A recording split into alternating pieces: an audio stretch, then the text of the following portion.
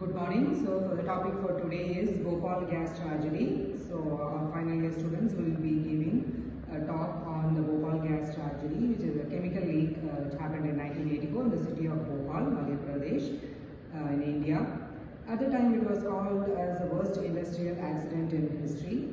On December 3rd, 1984, about 45 tons of dangerous gas, methyl isocyanate, escaped from an insecticide plant that was owned by the Indian subsidiary of American firm Union Carbide Corporation. The gas drifted over the densely populated neighborhood around the plant, killing thousands of people immediately and creating panic as tens and thousands of people attempted to flee Bhopal.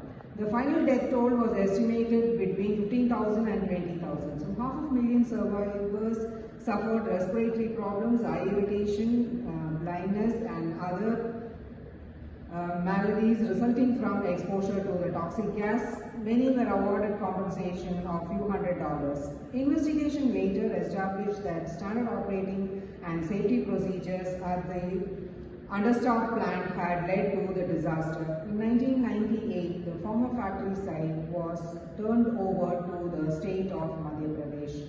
So now I call upon my students to discuss on this topic, taking it as a case study for professional ethics. Thank you. The Bhopal disaster, often referred to as Bhopal gas tragedy, stands as one of the darkest chapters in industrial history. On the night of December 2nd and into early hours of December 3rd, 1984, the city of Bhopal in Madhya Pradesh, India became the site of catastrophic chemical leak. Approximately 45 tons of highly toxic methyl isocyanate escaped from a pesticide plant owned by a Union Carbide India Limited, a subsidiary of American company Union Carbide. The invisible poisonous cloud spread rapidly over densely populated areas surrounding the plant. Within hours, the thousands of men, women and their children were gasping of air, collapsing on the streets and succumbing to deadly fumes. The tragedy caused widespread panic, with tens of thousands of people attempting to flee the city. The immediate death toll was devastating. The thousands perished within days and in the months and years that followed. The death count rose. Today estimates placed the final death toll somewhere between 15,000 and 20,000 lives lost, with hundreds of thousands more left with permanent health complications.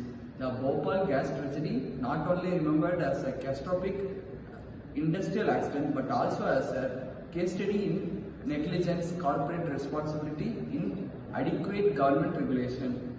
Background of the plant and Union Carbide. To understand how this tragedy unfolded, we must first look at the company and the context of which the Bhopal plant operated.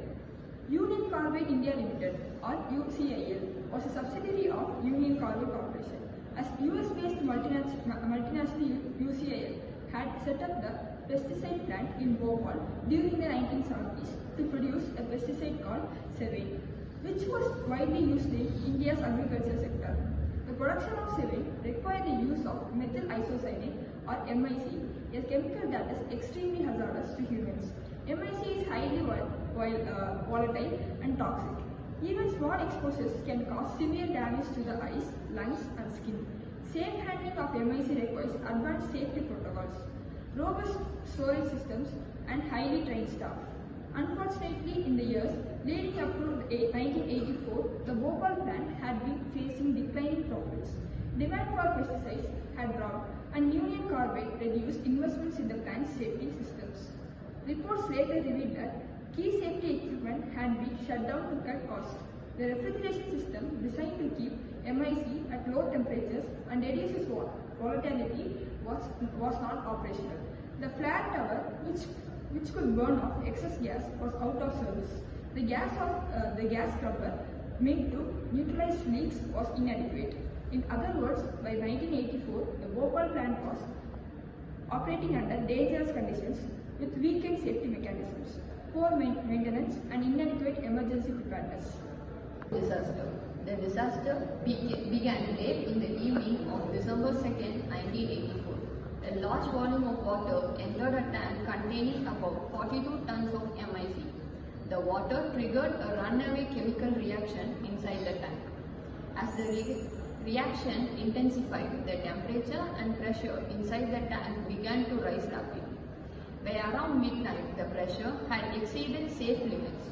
The safety valves burst and metal cloud of MIC gas began to escape into the night air.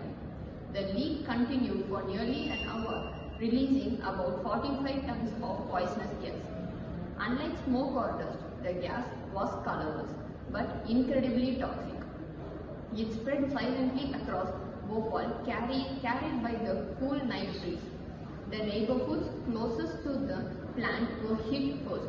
People woke up coughing, choking, and experienced burning sensation in their eyes and throats. Panic spread quickly. Families tried to flee on foot, bicycles, and whatever transport they could find. But the gas cloud was faster. Those who inhaled high concentrations died almost instantly. Others collapsed from seizures, suffocations, or pulmonary edema. Fluids filling the lungs, pregnant women miscarried, children suffocated, and animals on the street fell ill lifeless. By dawn, thousands lay dead. Hospitals were overwhelmed with victims, many of whom doctors could not treat effectively because they did not even know what chemical had been released. Lessons learned from the tragedy. The Bhopal gas tragedy forced the world to confront the risk of industrialization, especially in developing countries. Several lessons emerged. Corporate responsibility. Multinational companies must be held accountable for the safety of their operations abroad. Cost cutting at the expense of safety can have catastrophic consequences. Stricter regulations. The tragedy highlighted the need for strong environment and safety regulations, as well as enforcement mechanisms.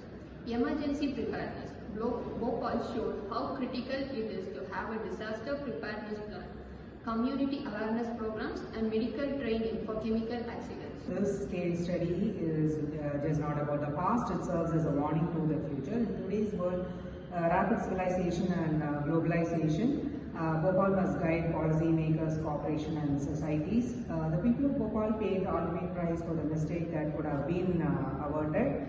Their suffering demands that we as global community commit to stronger safety standards, ethical corporate practices, and justice for those affected by industrial disaster. The Bhopal gas tragedy is not just a chapter in history, it is a continuing call for accountability, responsibility, and humanity.